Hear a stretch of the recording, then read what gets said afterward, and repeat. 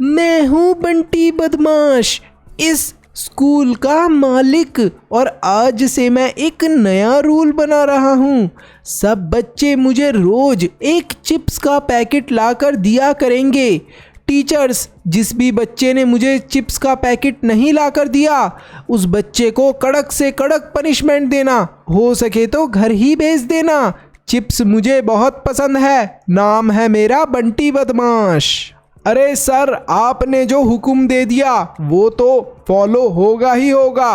अब आपने ये रूल बनाया है तो इसको मैं पूरे स्कूल के अंदर फॉलो करवा कर ही रहूँगा। हर क्लास का हर बच्चा आपके लिए रोज चिप्स की पैकेट लेकर आया करेगा। हेलो बच्चों, कैसे हो? आज से एक नया रूल बना है, सब बच्चे हमारे स्कूल के ओनर के लिए चिप्स की पैकेट लेकर आया करेंगे। जो बच्चा नहीं लेकर आया उसको मैं पनिशमेंट दूंगा। सर, ये रूल तो बहुत ही गलत है, इस रूल के खिलाफ मैं जाऊंगा। आप आखिरकार ऐसा रूल कैसे बना सकते हो? मैं मन्नू भैया से पूछता हूँ कि इस रूल को कैसे खत्म किया जा सकता है। अरे बिल्कुल टेंशन मत लो मोटूलाल, मैं तुम्हारी पूरी हेल्प करूंगा, लेकिन उससे पहले तुम्हें क्लास 9th का वर्किंग ऑफ इंस्टीट्यूशन समझना पड़ेगा। जैसे तुमने देखा कि तुम्हारी क्लास के अंदर कोई भी रूल बना दिया तुम्हारे ओनर ने, फिर तुम सब बच्चों को वो रूल फॉलो करना पड़ रहा है। ऐसे ही सोचो हमारी कंट्री के अंदर कोई भी रूल बन जाए और सबको वो फॉलो करना पड़े तो क्या हो। और अगर हमें उस रूल को अपोज करना हो तो हम कैसे कर सकते हैं, ये इस चैप्टर को पढ़ लो, जान जाओगे। फिर स्कूल की भी प्रॉब्लम तुम सॉल्व कर पाओगे। सबसे पहले हमारी कंट्री को एक पॉलिटिकल इंस्टीट्यूशन की ज़रूरत क्यों पड़ती है? देखो, प्राइम मिनिस्टर जो हैं और जो उनकी कैबिनेट है, कैबिनेट कौन होते हैं? प्राइम मिनिस्टर और जो उनके साथ वाले मिनिस्टर्स होते हैं, ये सब मिल के इम्पॉर्टेंट पॉलिसी बनाते हैं। पॉलिसी के अंदर क्या आगे कोई भी इंपॉर्टेंट रूल, रेगुलेशन, लॉ। तो अब जैसे प्राइम मिनिस्टर और उनकी कैबिनेट ने एक पॉलिसी बनाई या फिर एक लॉ बनाया जिसके अंदर ये बोला गया कि कोई भी मास्क नहीं पहनता उसको 100 रुपीज़ का फाइन पे करना पड़ेगा। अरे सर, 100 रुपीज़ का फाइन पे करना पड़ेगा, लेकिन आप मास्क पहन रहे हो या फिर नहीं पहन रहे हो, इसे चेक कौन करेगा? पुलिस चेक करेगी। तो पुलिस क्या कर रही है? वो सारे रूल्स जो कि प्राइम मिनिस्टर और उनकी कैबिनेट ने बनाए थे उनको इम्प्लीमेंट करा रही है, यानी कि फॉलो करवा रही है। तो जो सिविल सर्वेंट्स होते हैं, मतलब कि जो गवर्नमेंट की जॉब करते हैं, गवर्नमेंट जॉब वाले लोग होते हैं, वो लोग जो भी रूल एंड रेगुलेशन मिनिस्टर्स बनाते हैं उन्हें फॉलो करवाते हैं। जैसे जो भी रूल प्राइम मिनिस्टर ने बनाया और उनके साथ वाले मिनिस्टर्स ने बनाया, वो रूल पुलिस को और जो बाकी के ऑफिसर्स होंगे उन्हें फॉलो करवाने पड़ेंगे। किस पे करवाने पड़ेंगे फॉलो? हम जैसी नॉर्मल आम पब्लिक पर। ठीक है, सुप्रीम कोर्ट जो है यहाँ पर आपको जाना होता है। अगर कोई ऐसा अजीब सा रूल एंड रेगुलेशन बन जाए जो कि आपको लग रहा है कि ये बिल्कुल भी सही नहीं है, तो आप कहाँ पर जा सकते हो? आप जा सकते हो सुप्रीम कोर्ट के अंदर, और वहाँ पर सुप्रीम कोर्ट आपको बिल्कुल सही डिसीजन देगा, और जो डिसीजन सुप्रीम कोर्ट का होगा वो बिल्कुल फाइनल वाला डिसीजन होगा। बात करते हैं पार्लियामेंट की। पार्लियामेंट क्या है? देखो, डेमोक्रेसी के अंदर क्या होता है कि हम अपना रूलर खुद चुनते हैं, और ऑटोक्रेसी होता है एक वर्ड। ऑटोक्रेसी के अंदर क्या होता है? जैसे कि राजा महाराजा ये सब हो गए, तो जो राजा हो गया उसका जो बेटा होगा वो भी राजा बनेगा, और जो उसका बेटा है उसका भी बेटा क्या बनेगा? राजा बनेगा। तो ये चीज़ डिसाइडेड है। लेकिन डेमोक्रेसी के अंदर हम लोग अपने लीडर्स को खुद चुनते हैं। तो यहाँ पर एक किसी भी डेमोक्रेसी के अंदर जिस भी इलेक्टेड रिप्रेजेंटेटिव को आपने चुना है वो क्या है? वो सुप्रीम पॉलिटिकल अथॉरिटी पे है और वो लोगों के बिहाफ पर एक्ट करेगा। मतलब आपने जिस भी पॉलिटिकल लीडर को चुना, आपने वोट दिया और इन पॉलिटिकल लीडर को चुन लिया। अब आप सब लोगों के बिहाफ पर कोई भी डिसीजन लेना होगा तो ये भाई साहब लेंगे। एक तरीके से समझ लो, क्लास के अंदर एक क्लास का लीडर होता है जो कि कोई भी इंपॉर्टेंट क्लास का डिसीजन होता है वो लेता है। तो इसी तरीके से ये हो गए, क्या हो गए? क्लास के लीडर समझ लो आप, हम सब लोगों के लीडर समझ लो इन्हें, और यही सारे इंपॉर्टेंट डिसीजन हमारे लिए लेने वाले हैं। लेकिन कहाँ पर जाकर लेते हैं ये इंपॉर्टेंट डिसीजन? ये लेते हैं पार्लियामेंट के अंदर जाकर इंपॉर्टेंट डिसीजन। जिन भी इलेक्टेड रिप्रेजेंटेटिव को हम चूज करते हैं ये जाते हैं पार्लियामेंट में, और यहाँ पर इन्हीं के जैसे और बहुत सारे ऐसे इलेक्टेड रिप्रेजेंटेटिव्स होते हैं जो कि मिलकर डिसीजन लेते हैं किसी भी रूल या फिर रेगुलेशन के लिए। पार्लियामेंट के अंदर 2 हाउसेस होते हैं। अब दो वैसे वाले घर नहीं होते, पार्लियामेंट को हमने एक तरीके से दो पार्ट के अंदर डिवाइड करा हुआ है। देखो, एक हाउस होता है जिसको बोलते हैं हम लोग हाउस ऑफ पीपल, लोकसभा, और दूसरा हाउस होता है जिसे हम लोग बोलते हैं काउंसिल ऑफ स्टेट, और इसको बोलते हैं हम लोग राज्यसभा। अच्छा, अगर हम लोग लोकसभा की बात करें तो टोटल नंबर ऑफ जो सीट्स हैं वो हैं 543, मतलब 543 इलेक्टेड मेंबर्स यहाँ पर होते हैं। अच्छा, अगर आपकी बुक के अंदर लिखा है कि दो एंग्लो इंडियंस जो हैं ये नॉमिनेटेड मेंबर्स होते हैं, तो इस चीज़ को आप क्रॉस कर लेना। क्यों क्रॉस कर लेना? क्योंकि अभी एक नया रूल बना है, एक नया रेगुलेशन बना है जिसके अकॉर्डिंग एंग्लो इंडियंस को अलग से रिजर्वेशन नहीं दी जाती। मतलब एंग्लो इंडियंस के पास ये जो एक एक्स्ट्रा पॉइंट था ये हटा दिया गया है। अच्छा सर, ये जो इम्पोर्टेंट वाला पॉइंट है आपने बोला है कि कट करना है, जिनकी न्यू बुक्स हैं उनमें तो ऑलरेडी ये पॉइंट डिलीटेड होगा, लेकिन जिनकी ओल्ड हैं वो लोग इस चीज़ को ज़रूर करेक्ट कर ले। ठीक है, तो लोकसभा के अंदर 543 ये सीट्स कभी इंक्रीज होती है कभी डिक्रीज होती हैं, लेकिन आपको ये फिगर याद करना है कि 543 सीट्स होती हैं। और ये जो एंग्लो इंडियन वाला था ये पॉइंट याद नहीं करना, कट कर लेना। The total number of members of Rajya Sabha is 238। देखो 238 टोटल मेंबर होते हैं राज्यसभा के, लेकिन जो 12 नॉमिनेटेड मेंबर्स होते हैं, जैसे कि कुछ ऐसे लोग जिन्होंने देश के लिए बहुत अच्छा करा है, जैसे कि सचिन तेंदुलकर एक बहुत महान क्रिकेटर हैं, तो उन्हें भी राज्यसभा के अंदर नॉमिनेट करा गया था। तो ऐसे ही कुछ इंपॉर्टेंट लोगों को, मतलब 12 इंपॉर्टेंट लोगों को नॉमिनेट करा जाता है राज्यसभा के अंदर। अरे एक बहुत ही इंपॉर्टेंट चीज़ तो तुम करना ही भूल गए, फटाफट वीडियो को लाइक कर दो और चैनल को सब्सक्राइब कर दो। सब्सक्राइब के साथ में ज्वाइन का बटन होगा, उस पर क्लिक करके आप मेंबर भी बन सकते हो। अब मेंबर बनने के क्या बेनिफिट हैं और मेंबरशिप क्या चीज़ है? मेंबरशिप पेड है और मेंबर बनने के आपको बहुत सारे बेनिफिट्स मिलने वाले हैं जो आपकी पढ़ाई में बहुत हेल्प करेंगे। एक तो आपके डाउट्स फटाफट क्लियर कर दिए जाएंगे अगर आप मेंबर बनते हो। एक्सक्लूसिव लिंक मिलने वाला है आपको नोट्स का, जिन नोट्स से हम लोग पढ़ा रहे हैं वीडियोस के अंदर वो आपको मिलने वाले हैं। सैम्पल पेपर्स मिलने वाले हैं। अब ये जो सैम्पल पेपर्स हैं ये बहुत इंपॉर्टेंट है, आपकी पूरी एग्ज़ाम के लिए प्रैक्टिस हो जाएगी अगर आपने इन सैम्पल पेपर्स को सॉल्व कर लिया। और इन सैम्पल पेपर्स की हेल्प से ही आप 95+ स्कोर कर सकते हो। और भी बहुत सारे बेनिफिट हैं, लेकिन अब हम आगे अपने वीडियो को कंटिन्यू करते हैं। फिर बात करते हैं एग्जीक्यूटिव की। एग्जीक्यूटिव कौन होते हैं? एग्जीक्यूटिव जो हैं वो डिफरेंट लेवल्स पे होते हैं गवर्नमेंट के अंदर। एक तो बहुत बड़े वाले ऑफिसर हो गए, फिर उनके नीचे छोटे छोटे ऑफिसर्स हो गए। जैसे पुलिस की बात करें तो पुलिस के अंदर जो डीजीपी होता है, मतलब पुलिस का एक तरीके से सबसे हेड वाला पर्सन हो गया, उसे बोलते हैं हम लोग DGP, director general of police. फिर उसके बाद और पुलिस वाले आते हैं जैसे इंस्पेक्टर, सब इंस्पेक्टर, फिर कांस्टेबल। इस तरीके से पूरा सिस्टम वर्क करता है। ठीक है, तो पुलिस वगैरह अगर आप डिपार्टमेंट देखते हो तो पुलिस में भी जो सबसे टॉप पर हैं वो अलग होते हैं, फिर जो सबसे नीचे वाले लोग होते हैं वो अलग होते हैं। तो यहाँ पर इन सबका लेकिन मकसद क्या होता है एग्जीक्यूटिव्स का, कि कोई भी रूल और रेगुलेशन जो गवर्नमेंट ने बनाया है उसे लोग फॉलो करें। अगर कोई फॉलो नहीं कर रहा है तो उसे पनिशमेंट दी जाए, सजा दी जाए तुरंत के तुरंत।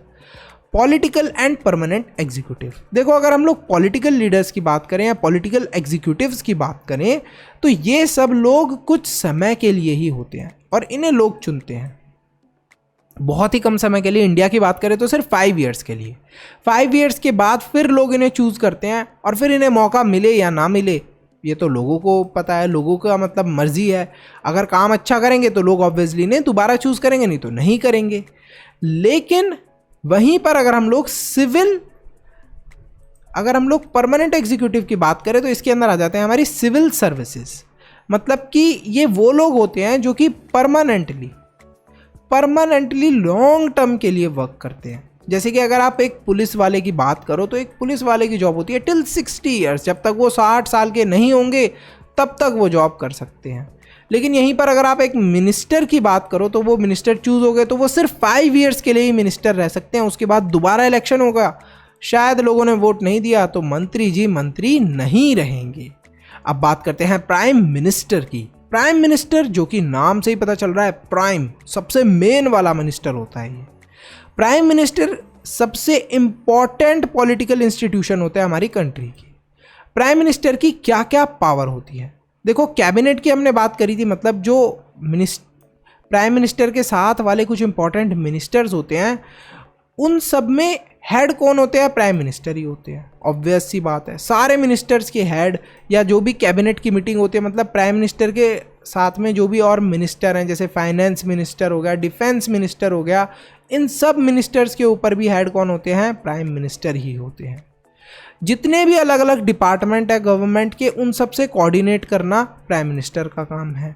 जो डिसीजन प्राइम मिनिस्टर ने ले लिया वो सबको मानना पड़ेगा। मान लो 2 डिपार्टमेंट है जिसके अंदर लड़ाई हो रही है, एक मिनिस्टर बोलता है कि मैं ये काम नहीं करूंगा, दूसरा मिनिस्टर बोलता है मैं ये काम नहीं करूंगा। अब प्राइम मिनिस्टर तो सबके हेड हैं, वो बोलेंगे कि तुम्हें ये काम करना पड़ेगा, तो दोनों मिनिस्टर्स को प्राइम मिनिस्टर की बात माननी पड़ेगी।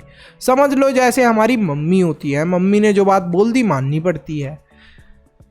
His exercise general supervision of different ministers, all ministers work under his leadership. सारे जितने भी मिनिस्टर्स हैं प्राइम मिनिस्टर के अंडर ही काम करते हैं। उनका काम यही है प्राइम मिनिस्टर का कि जितने भी मिनिस्टर्स हैं उनको देखना कि कहीं वो कोई गलत काम तो नहीं कर रहे। प्राइम मिनिस्टर डिस्ट्रीब्यूट करते हैं और रीडिस्ट्रीब्यूट करते हैं वर्क टू द मिनिस्टर्स। अलग अलग तरीके का काम वो देते रहते हैं मिनिस्टर्स को। उनके पास एक और इम्पॉर्टेंट पावर है, अगर कोई मिनिस्टर अच्छे से काम नहीं कर रहा तो उसकी सारी पावर डिसमिस करने की और उन्हें मिनिस्टर के पद से हटाने की भी। बोलते थे कि देखो तुम्हारी मैं सारी पावर ले रहा हूँ और आज से तुम मिनिस्टर नहीं हो, जाओ अब तुम यहाँ से। प्राइम मिनिस्टर के पास इतनी पावर है। अगर प्राइम मिनिस्टर कभी भी किसी भी सिचुएशन के अंदर क्विट करते हैं तो जो उनकी एंटायर मिनिस्ट्री है, मतलब जितने भी लोग उनके अंडर काम कर रहे हैं, उनको भी उनके साथ क्विट करना पड़ता है। तो ये एक अजीब सा रूल है। अब बात करते हैं काउंसिल ऑफ मिनिस्टर की। जो काउंसिल ऑफ मिनिस्टर है ये एक ऑफिशियल नेम है for the body that includes all the minister, मतलब जितने भी मिनिस्टर हैं उन्हें बोलते हैं हम लोग काउंसिल ऑफ मिनिस्टर। लगभग 60 to 80 डिफरेंट मिनिस्टर्स होते हैं और हर एक मिनिस्टर की भी रैंक डिफरेंट होती है। बिल्कुल सही सुना तुमने, मिनिस्टर्स की भी डिफरेंट डिफरेंट रैंक होती है। कोई बड़ा मिनिस्टर होता है, कोई छोटा मिनिस्टर होता है। अरे भैया, ये सिस्टम तो बिल्कुल मुझे स्कूल की तरह लग रहा है, जैसे कि क्लास टीचर, फिर उनसे ऊपर होती हैं प्रिंसिपल, और फिर उनसे ऊपर आते हैं चेयरमैन सर, और फिर ओनर। इस तरीके से पूरा सिस्टम स्कूल का वर्क करता है। तो इसी तरीके से मुझे लग रहा है कि ये मिनिस्टर्स का सिस्टम भी वर्क करता होगा। अरे वाह, वेरी गुड मोटूलाल, तुमने तो बहुत ही अच्छा एग्जाम्पल दिया। तो टाइप्स ऑफ मिनिस्टर, देखो प्राइम मिनिस्टर सबसे बड़े मिनिस्टर हैं, आपको पता है। फिर आते हैं कैबिनेट मिनिस्टर्स, फिर होते हैं मिनिस्टर ऑफ स्टेट। तो जो हमें बुक के अकॉर्डिंग दिया है, ये 3 मिनिस्टर्स के टाइप्स हमें पढ़ाए हैं। तो कैबिनेट मिनिस्टर जो होते हैं वो यूजुअली टॉप लेवल लीडर्स होते हैं रूलिंग पार्टी के, ठीक है, जो कि क्या है, इंचार्ज है, मतलब वो वाली पार्टी जो कि रूल कर रही है। तो जो भी पार्टी रूल कर रही है उसके जो टॉप लेवल के लीडर हो गए वो होते हैं कैबिनेट मिनिस्टर्स। फिर आते हैं minister of state, independent charge, मतलब minister of state with independent charge का मतलब ये हो गया कि इनको कोई रिस्पॉन्सिबिलिटी दे दी, कंप्लीटली ये वो रिस्पॉन्सिबिलिटी संभालेंगे। जैसे कि इंडियन रेलवे की रिस्पॉन्सिबिलिटी दे दी किसी मिनिस्टर को और बोल दिया कि आप इस रिस्पॉन्सिबिलिटी को कंप्लीटली संभालोगे। अच्छा, फिर आते हैं मिनिस्टर ऑफ स्टेट या फिर डिप्यूटी मिनिस्टर।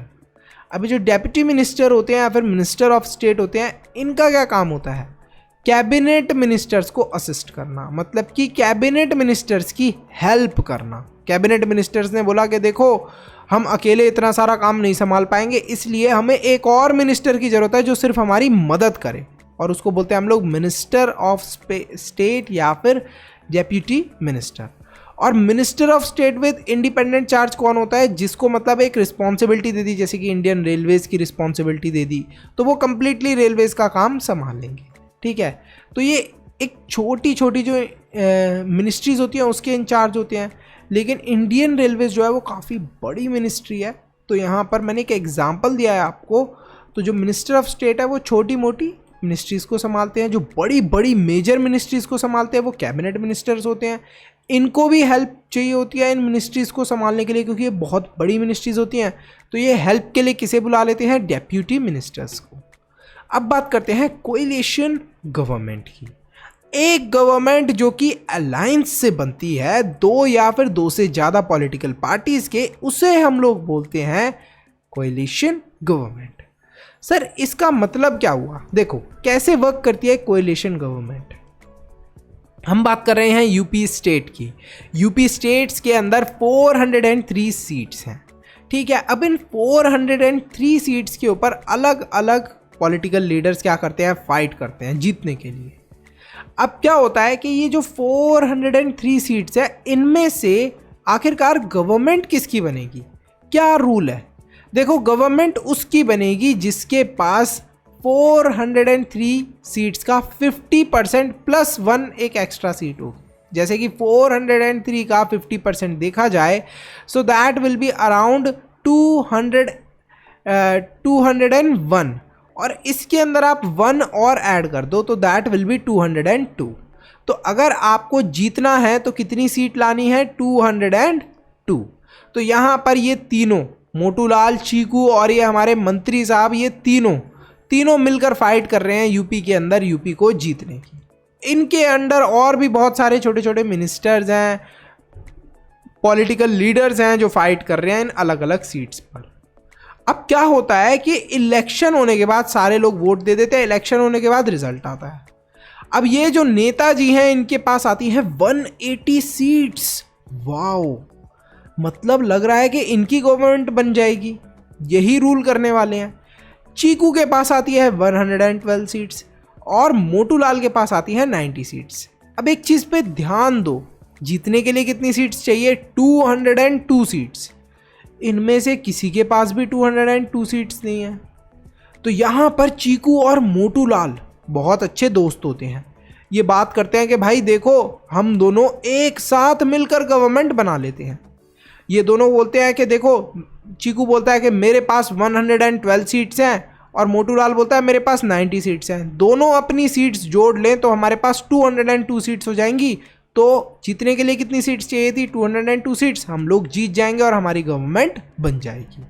ऐसा ही होता है। अब ये जो नेताजी थे जिनके पास 180 सीट्स थी, ये हार गए क्योंकि इनकी दोस्ती नहीं थी चीकू या फिर मोटूलाल से। अगर इनकी दोस्ती चीकू या मोटूलाल में से किसी से होती तो ये भी इनके साथ मिलकर गवर्नमेंट बना सकते थे। चीकू और मोटूलाल ने दोनों ने मिलकर पार्टनरशिप में गवर्नमेंट बना ली। इसी गवर्नमेंट को हम लोग बोलते हैं कोएलिशन गवर्नमेंट, जो गवर्नमेंट एक तरीके से दो पॉलिटिकल पार्टीज एक साथ मिलकर बनाती हैं। तो अब रूल कौन करने वाले हैं यूपी के ऊपर? चीकू और मोटूलाल। और यहीं पर हमारा कोएलिशन गवर्नमेंट का कंसेप्ट क्लियर होता है। अब बात करते हैं प्रेसिडेंट की। देखो प्रेसिडेंट की बात करने से पहले आप सबके लिए क्वेश्चन है, कमेंट सेक्शन के अंदर आंसर करना। देखते हैं कितने बच्चे वाकई में इंटेलिजेंट हैं। हमारी इंडिया का भी करंट प्रेसिडेंट कौन है? बताइए जल्दी। जो प्रेसिडेंट है इन्हें इलेक्ट करते हैं all members of parliament, MPs and members of state legislative assemblies. MLAs और एमपीज मिलकर प्रेसिडेंट को सेलेक्ट करते हैं। अब जो प्रेसिडेंट होते हैं ना, बड़े पावरफुल होते हैं। जो प्रेसिडेंट है ये सुपरवाइज करते हैं overall functioning of all the political institutions in the country. जितनी भी पॉलिटिकल पार्टीज हैं, सिर्फ अपनी पॉलिटिकल पार्टी ही नहीं, जितनी भी पॉलिटिकल पार्टीज हैं सबको देखते हैं हमारे कौन? प्रेसिडेंट। जितने भी गवर्नमेंट एक्टिविटीज़ हैं वो सारी गवर्नमेंट एक्टिविटीज़ होती हैं in the name of president. कोई भी काम हो रहा है तो वो ये बोला जाता है कि वो प्रेसिडेंट करवा रहे हैं। ठीक है, इस चीज़ का ध्यान देना होता है कि इन द नेम ऑफ पेपर पे ऑफिशियली प्रेसिडेंट ही सारा काम करते हैं। लेकिन आपको पता है कि रियलिटी में तो प्राइम मिनिस्टर सारे डिसीजन ले रहे हैं, क्योंकि वो सबसे लीडर वाले मिनिस्टर हैं, वही सारे हेड हैं, वही सारे रूल एंड रेगुलेशन बना रहे हैं प्रेसिडेंट के नाम पर। लेकिन ज़्यादातर गवर्नमेंट एक्टिविटीज़ होती हैं। जितने भी लॉज हैं, मेजर पॉलिसी डिसीजंस हैं of the government are issued in his her name. तो जो भी rule and regulation prime minister ने, उनकी कैबिनेट ने, मतलब उनके जितने भी मिनिस्टर्स थे सबने मिलके बनाया, वो सारे जो भी रूल एंड रेगुलेशन बनेंगे वो इशू कौन करेगा? वो इशू करेगा कौन?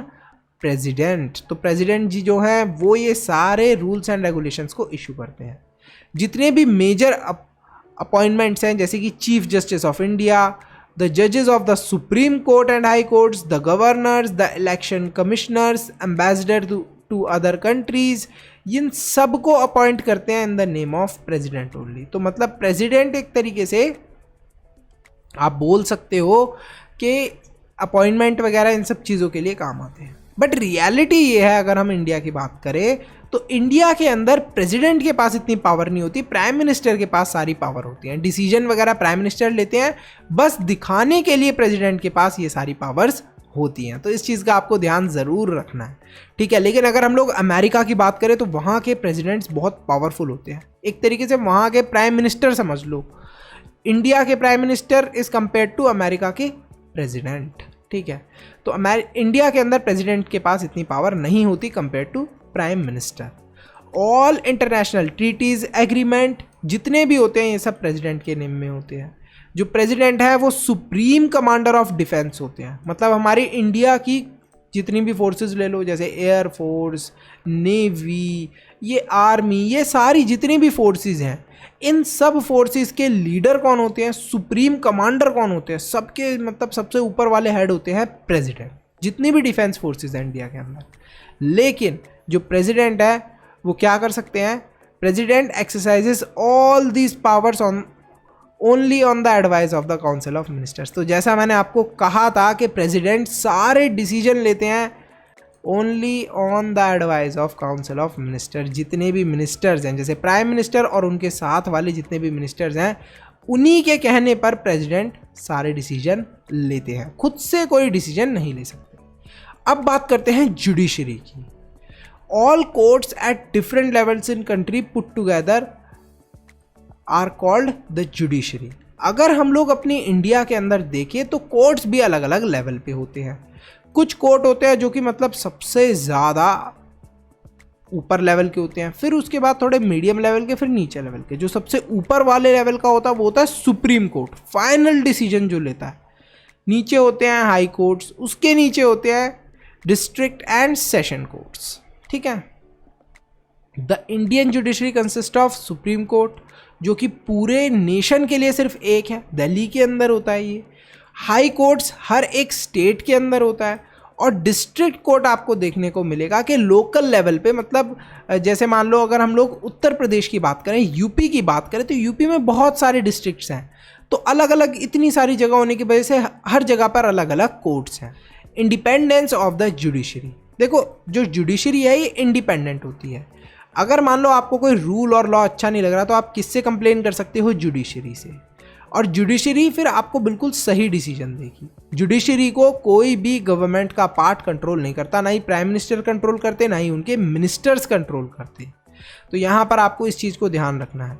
प्राइम मिनिस्टर और साथ में जो पुलिस हो गई या फिर जो IAS IPS एग्जीक्यूटिव्स हो गए, ये भी कंट्रोल नहीं करते जुडिशरी को, ये लोग भी कंट्रोल नहीं कर पाते जुडिशरी को। तो आप देख सकते हो कि जुडिशरी क्या है, एक इंडिपेंडेंट इंस्टीट्यूशन है। यहीं पर हमारा ये चैप्टर खत्म होता है। अगर आपको इस चैप्टर के नोट्स चाहिए, सैम्पल पेपर चाहिए या शाउट आउट चाहिए, तो आपको क्या करना है, सिंपली सब्सक्राइब करना है और ज्वाइन करना है और मेंबर बनना है। सर मेंबर तो बन जाएंगे, हमने चैप्टर समझ लिया, आपसे अब मेंबर बनने की क्या ज़रूरत है। देखो आपने चैप्टर तो समझ लिया, लेकिन इस चैप्टर के नोट्स आपके बाद में बहुत काम आने वाले हैं, फटाफट आप रिवाइज कर सकते हो। सैम्पल पेपर बहुत काम आने वाले हैं, सैम्पल पेपर तो सबसे इम्पॉर्टेंट चीज़ है, इसी वजह से आपको मेंबरशिप लेनी चाहिए। देखो सैम्पल पेपर के अंदर आपको जो भी इम्पॉर्टेंट क्वेश्चन है जो आपके एग्ज़ाम में आएंगे, वो सारे इम्पॉर्टेंट क्वेश्चंस आपको मिल जाएंगे। साथ में शाउट आउट भी मिलने वाला है जो भी मेंबर बनता है उसे। तो इसीलिए फटाफट वीडियो को लाइक कर दो, चैनल को सब्सक्राइब कर दो, साथ में अपने दोस्तों के साथ शेयर ज़रूर करना इस वीडियो को। See you in the next video, bye bye till then, Manu से ज्ञान लेते रहो।